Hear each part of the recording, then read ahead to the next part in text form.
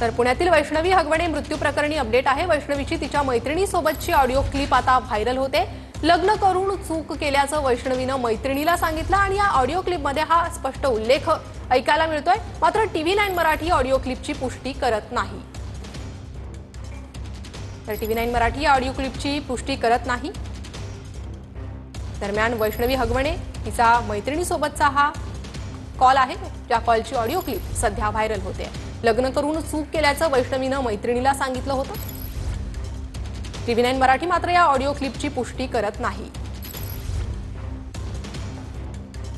मला म्हणते पिंकीताई की म्हणे तुझ्या आता इकडे सगळीकडे तुझी बदनामी करते, तू केलंय जे नाही केलं ते सगळं सांगते म्हणली आत्तापर्यंत घरी, म्हणजे कुठे इकडे वाकडला म्हणे तुझ्या सगळ्या मैत्रिणींना सांगते की तू कसली घाणेरडी, एखाद्याच्या घराचं वाटोळ करते, माझ्या म्हणजे शशांक सोबत पण कधी लॉयल नव्हतीस तू, असं तसं म्हणे तू फालतू आहे, तू घाणेरडी आहे, आणि घाण शिव्या द्यायला लागली, पप्पांना काही पण बोलायला लागली, मम्मीला काही पण बोलायला लागली, नुसतं अगं लय ग काय सांगू तुला। मग अशी पप्पा मम्मी बसले होते म्हणून मला काही बोलता आलं नाही तुझ्याशी।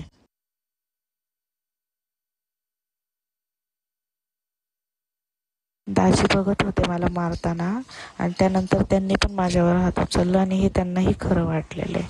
त्यामुळे मी ठरवलंय की मी डिवोर्स देणार आहे त्या माणसाला, आणि मी सांगितलंय पप्पांना पण। पप्पा म्हणले आपण करू ह्याच्यावर विचार म्हणून आपण ते आल्यावर। माझा नवरा, मला एवढं शॉक वाटतंय, एवढं आश्चर्य वाटतंय की माझा नवराच माझा कधी नाही झाला। या गोष्टीचं जास्त वाईट वाटतंय। सासू सासरे काय ते तसेच वागतात, असं पण त्यांचं कामच असतं असलं वागणं। पण ज्याच्यामुळे मी त्या घरात गेले ना, लय चुकले माझं, मी सगळ्यांना विरोध करून लग्न केलं ना, तिथं चूक झाली माझी। सगळं बोलण्याच्या समजण्याच्या पलीकडं गेल्या गं। तुला ही छोटी गोष्ट वाटते का गं?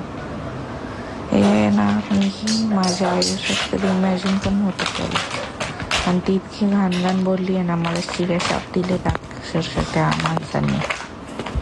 मी विचारच नाही करू शकत तिथं परत जायचं।